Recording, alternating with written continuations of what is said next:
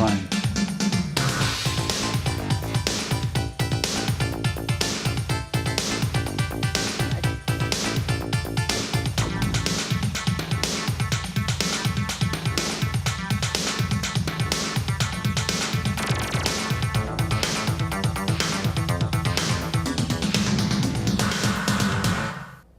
Good evening and welcome to Virginia's Views and Vibes. I'm your host, Ginny Gardner, and I want to just bring your attention to last Monday, 9/11. New TV videoed our 9/11 Remembrance Ceremony, and if you'd like to see it, it will be up on my show page by tomorrow.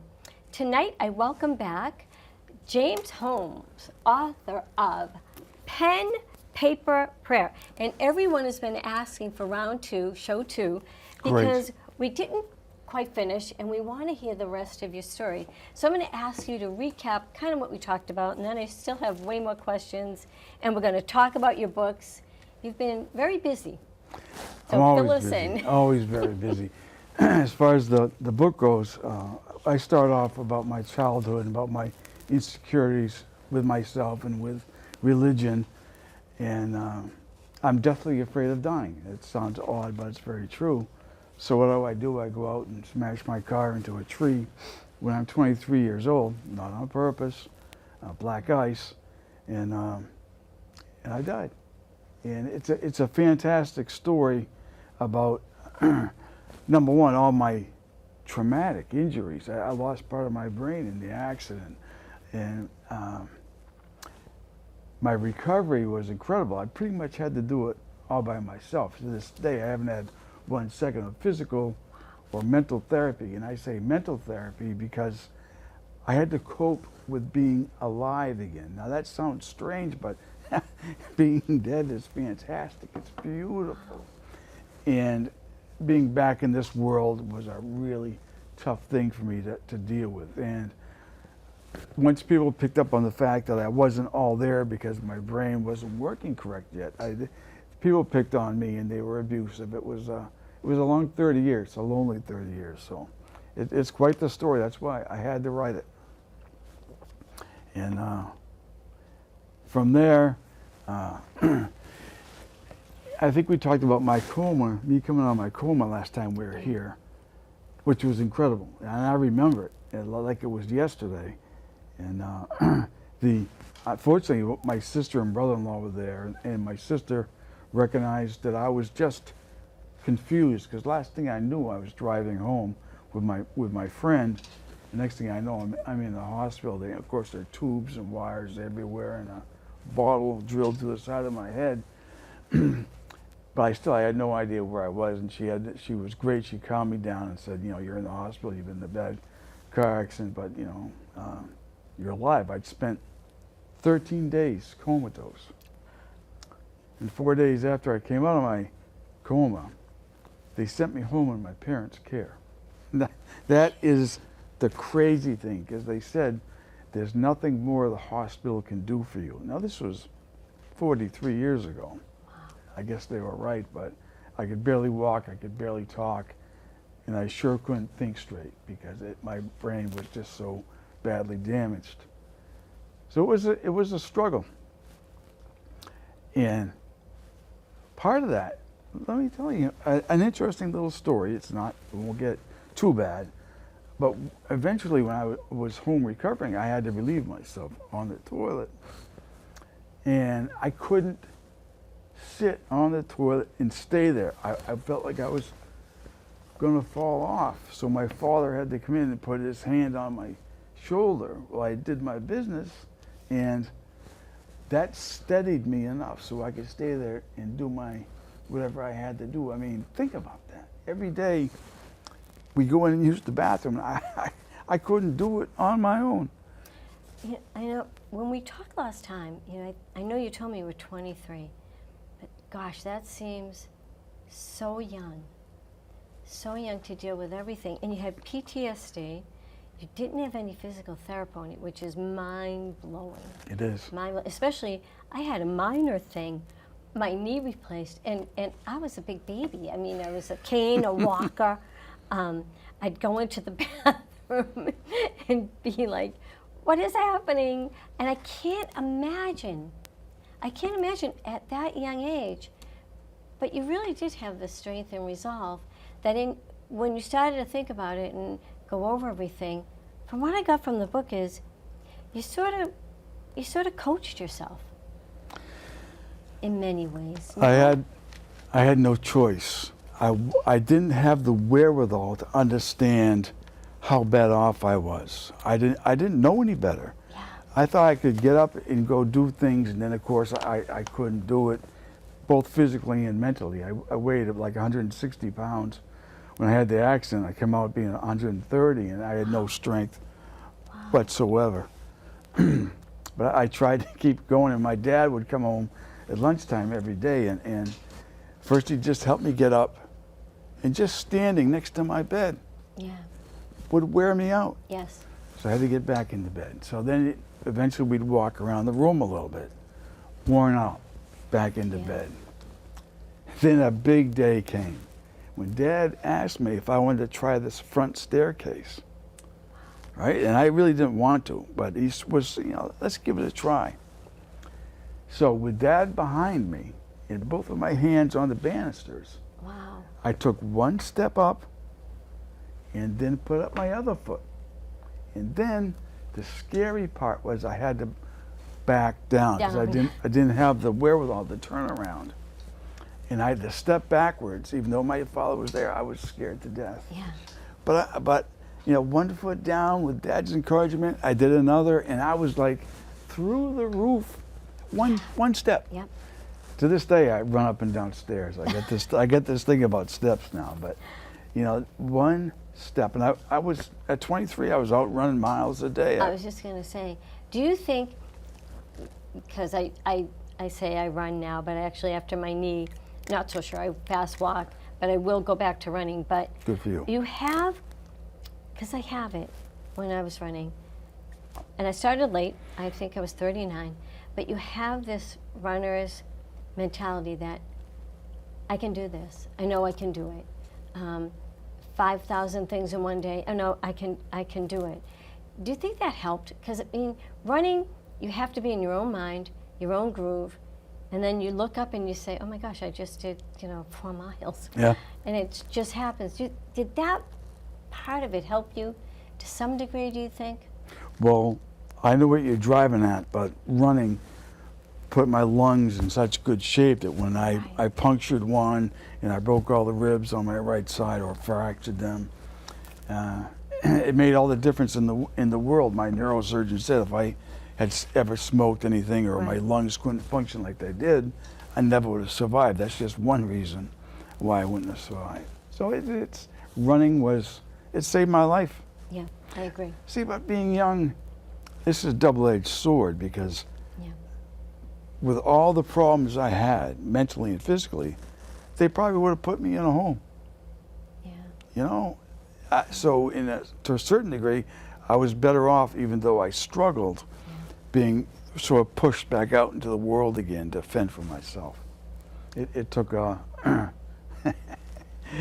it took Courage a long and strength. time. What's It took that? Courage and strength. Really. Determination, courage. I don't know what it was, but every day I put one foot in front of the other, and it's like I was too dumb to realize how bad off I was, and I should have sat down and taken it easy and taken pills and whatnot. But that's not my mentality. No, it's not. It's that runner mentality. We talked a little bit about it last time, and I kind of want to get into this too. The healing prayer part of it. You knew it kind of brought you back when your sister and her friend came to your bedside and prayed over you. They came because they were, the word escapes me now, they Commanded or? They were like faith healers. Yep. And so they came and did a faith healing over me.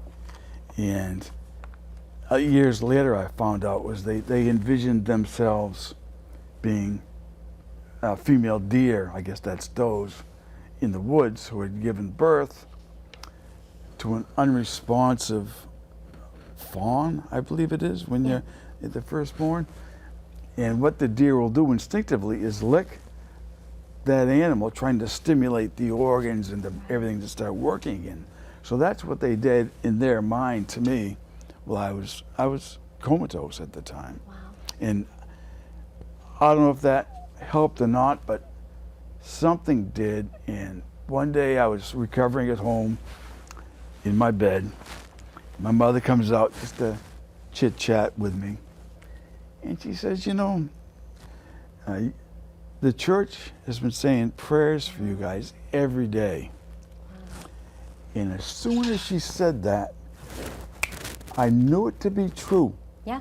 And then I could remember receiving prayers that basically in my chest, not only receiving other people's prayers, but it helped to heal me. I have no other way to explain it other than how I just did it. To think about that today is just crazy, how much other people's prayers helped me to survive and to heal, because the hospital was done with me, you know? You know, it's funny you say that, because I felt that my cries were heard and answered when I cried out to the Lord.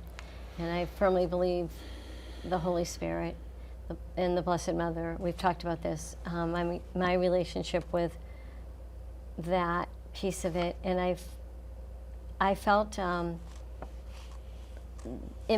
out loud, obviously, but in my head, I felt I was screaming to be heard. And within seconds, the Lord answered me. I wrote my story down too, only because when I go back and think of what happened, I thought no one is ever going to believe me, and I thought I'll lose it. As the years go by, you lose a lot of it. Yes. So I wrote it down, and then so I can look back on it and say, yeah, that was real. That is what I thought that day, because you start to doubt yourself. Oh, at least I time. did. I started to doubt myself, what I heard, what I saw. It can't be true. That's just silliness, and I find myself continuing to ask questions, and I know you feel the same way, and I know my husband, who I was standing over, feels the same way. It's just, you're given such a gift of life, and when it's taken away, and then it's given back, it's hard to put the pieces together without having a brain trauma or a brain injury. I mean, it's hard to put all those pieces together and make them fit. It is. Following up on the prayer aspect, once I was up and back to work again, I was a site superintendent on a job, and one of the subcontractors, he was mean to begin with. He sensed that I wasn't where I should be in life, and I wasn't that competent, but I was his boss on the job, and he hated that. And every day he came into my office trailer and berated me and put me down and ripped me up, and I was so frustrated. I was married, I had a young child, I couldn't lose my job, but I couldn't take him anymore. I wanted to kill him, and that's not in me, thankfully. I was at my wit's end. I didn't know what to do, but I was at a dead end. So that night, it was a summer night, as I lay in bed, I prayed for him. Yeah.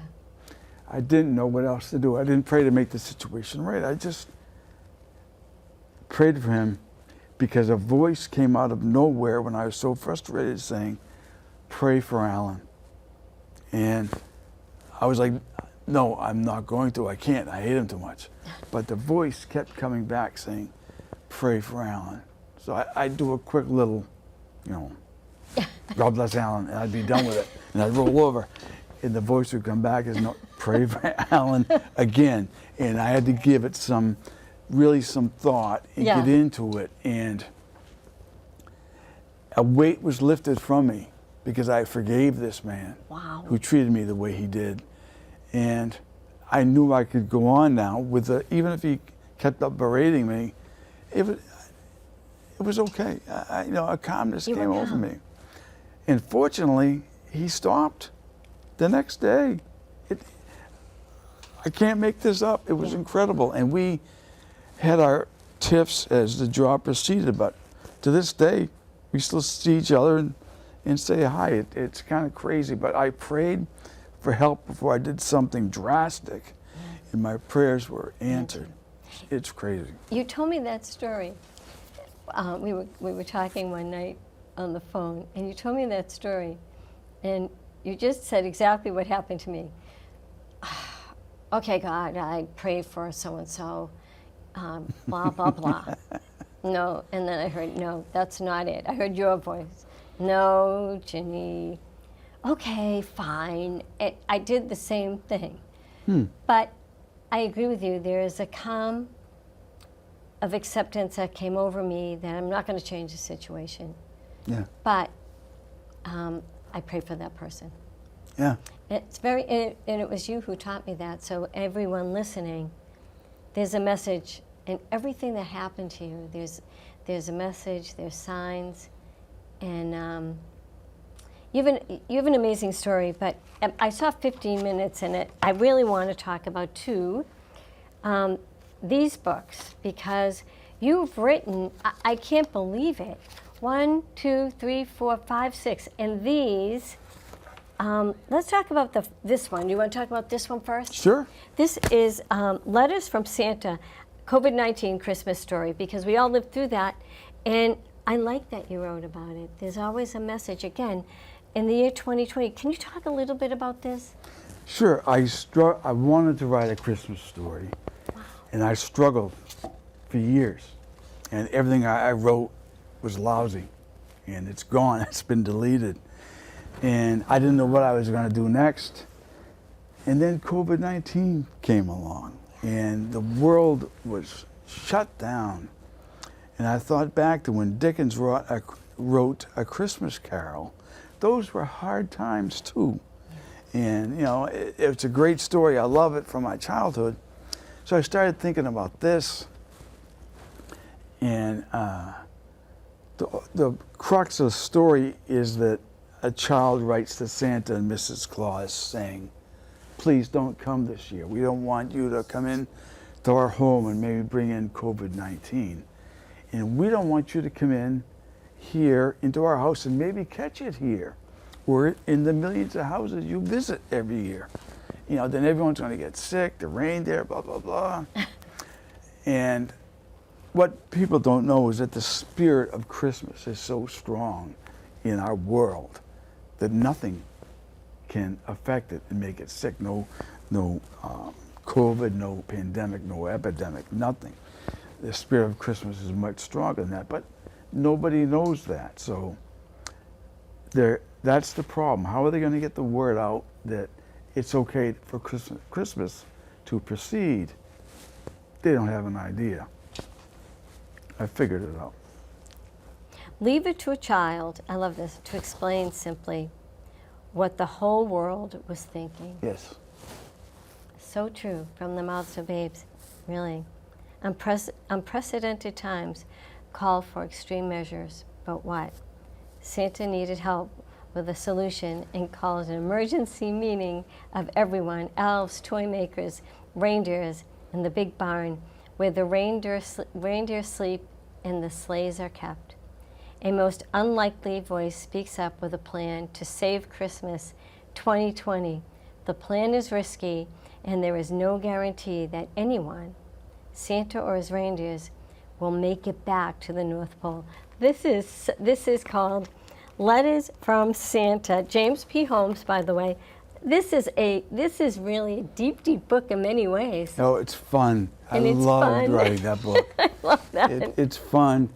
And I have a dry sense of humor, and my sense of humor comes out in my books, except probably this one, not much to laugh at there. And let's look at these quick too. This one, I read this probably in 2 days. My daughter read this in 2 days. This is a great book. I think Sandy wants to grab it too, now that I think about it. This is a great book. It's the whole story, and it's everything that James went through, and probably more. There's a lot to be taken from this. I think it's a book I'll probably read twice. I'll read it again. Definitely. Read Most again. people do. My Father's Footsteps. Talk about this one. Wow. Well,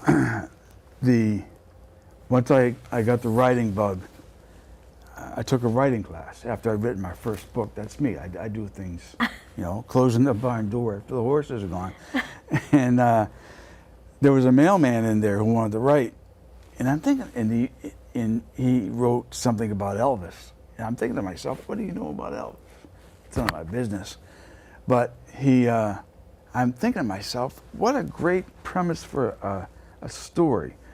A mailman walks the same route every day, knows the same people, sees the same things. What happens when little things change, planting daylilies instead of daffodils, and something minor like that. Yeah. It can all mean something. So I started the Mailbox Mysteries, and the main character is based on me. He's brain damaged as well, so he has a good sense of humor, and he's a fun guy. Is this the first in the series? Yeah, that's the first. Okay. Wow. I'm gonna get this book. I like this one. I love your books. Oh, good. I love it. If you're looking for a new author, by the way, James P. Holmes, pick out anything. Anything. This is great. I love that. Well, now I have to hear about that one, though. Well, it's a series. It's just a continuation. Wow. I can't just jump in right in the beginning because you have to read the first one. But it all makes sense. And a lot of the people in my book, I know Marines, I know black belt instructors, I know crazy people. I mean, and you know me somewhere in there. I'll bring you in the book next. Okay? Do a book on me. I love to bring in people that I know because life is so rich on its own. You don't have to make stuff up. That's right. Just a heads up, though. As a child, I went to Brewster Park, so I've touched the Cape a tiny bit, so do what you want with it. But I like this. Unknowingly, Jack kicks a hornet's nest of lies and deceit that puts him front and center in not only solving his father and Abigail's deaths, wow, but also in the front line of fighting today's opioid crisis. Wow. This is all relevant stuff. I always do research for my books. Spare Parts is the third in the series, and that's about human trafficking. Really? Yeah, I had the idea to write something about it because we're on Cape Cod, and this woman was just bringing in trafficked people to be workers because she had a store and needed help. Wow. And she spread them out throughout the Cape, right? But then it takes that dark turn, and it is so true that people are still trafficked to this day. It's disgusting. You're right. So that's this one, Spare Parts? Yeah, that's where that one ends up going. Jeez. And then Mailbox Mysteries, I like that. Searching for Icebergs. Tell me about this. I hate to say that's the middle book. Okay. And I don't remember it right now. Finds him unexpectedly back home in Wellfleet, Mass. after his last tour of duty in Afghanistan. The reason for the trip was his father's sudden death. What ended his career in the military intelligence were the severe injuries he received from an RPG. What's an RPG? Rocket-propelled grenade. Okay. That hit, wow. Wow, he was in. Before we get too far along here. Yeah. Why should people read this book? Why should they read Pen, Paper, Prayer? And I was watching Monday Night Football, I think it was 2 years ago, and the Buffalo Bills were playing the Cincinnati Bengals. Damar Hamlin was a safety, and he died of a cardiac arrest on the field. Yeah. And I was watching that, and all these young players are kneeling down, and tears are streaming down their face. They're so sad. There's nothing they can do to help their teammate. You know, when someone gets hurt, you want to put a Band-Aid on or pick them up or do something. Yeah. They couldn't even get close to him. I'm thinking, what a shame, because this book can give people the tool Yes. of prayer. Yes. Because prayer matters, and that's why I described how much prayer meant to me. Again, I could feel it healing me. That might be what happened to Damar when millions of people watched Yes. them get hurt on TV. They Yes. prayed, and I have no idea if it helped or not, but I can't imagine that it didn't. Right. God hears us. Yes. That's what we both learned. Yeah. And that's what I learned, and that's what you said in your book. We're not insignificant. And Very true. So I wrote to Roger Goodell. I wrote to. Did you really? Oh yeah, I wrote to team owners. I wrote to coaches, gosh. saying, now that's pretty much what I said. Let's give these young men a tool to use so that they don't feel so helpless, because eventually someone is going to die on a court, or on, I guess Lynn You're right. Bias already died. But anyways, let's give them something so they don't feel so helpless. The only person I sent one to Damar's mother too. Did you really? Oh, of course you got to. Yeah. And Wow. the only person I heard back from was the coach of the Buffalo Bills. He was nice enough to sit down and write me a handwritten note thanking me and for the support. And, you know, it was just brief. Yeah. They were in the middle of the playoffs that year. But I still, of course, I treasured it. I saved it. And you know, my book makes a difference with lots of people in lots of different ways. I'm really proud of it, and I'm glad. It sounds odd that I had to go through what I did, because I know I've helped a lot of people Yes. in this world. So Absolutely. Absolutely. I think I'm glad that I did. I think of it every day. Not the incident, but I think of the meaning of it every day. I don't know if it changed me. I don't know. I know it probably changed my husband. You know that. He's a different person. He's still the same, but it can't not affect you. And I think he came out of it too with more devotion. He believes the little voice that he hears now, and everything happens for a reason, and the power of prayer. And I think your book to me proves, when you ask for help, when you say, hear me, I'm begging you for this, he listens. yes, oh yeah, And it happened with you because you were being prayed over, and it happened with, I think, my husband. I don't think, I know it has, but don't beg, pray. pray. It's a big Yep. difference, Yeah. big difference. And I can't believe the difference it's made in my life and how I treat things. I'm so fortunate and so blessed. It's crazy. So I love it. You are. I mean, I'm impressed. That's wrapping up. So I have to say, James P. Holmes, get his books. Amazon? Yes. On Amazon, James P. Holmes, any one of these that you read are absolutely fabulous.